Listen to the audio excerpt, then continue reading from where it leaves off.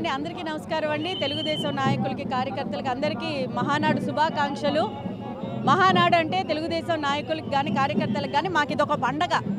పండగ వాతావరణంలోని ఎప్పుడు మేము ఏంటి అని అంటే లాస్ట్ 5 ఇయర్స్లోని అపోజిషన్లో ఉన్నాం తర్వాత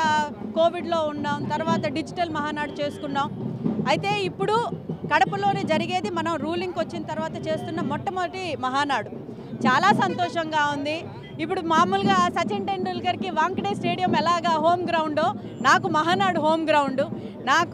నేను చిన్నప్పటి నుంచి రాజకీయాలు నేర్చుకున్నా ఏం చేసినా కూడా ఈ మహానాడులోనే నాకు గుర్తింపు రావటం ఆ మహానాడులో నేను మాట్లాడటం ఆ రోజు ఉద్వేగంతో ఎంతో మాట్లాడాను యాజ్ ఏ మహిళగా ఈ రాష్ట్రంలోని ఎన్ని కష్టాలు ఒక మహిళ అనుభవిస్తుంది లేకపోతే రాష్ట్రంలోని జరుగుతున్న అఘాయిత్యాలు కానీ వాటి గురించి చాలా విస్తీర్ణంగా మాట్లాడడం చాలా ఉక్రోషంగా మాట్లాడడం ఈసారి మహానాడులోని మనం ఏం చేయబోతున్నాం రాష్ట్రంలోకి మనం ముందుగా తెలుగుదేశం పార్టీగా ముందుకు ఎలా వెళ్ళబోతున్నాం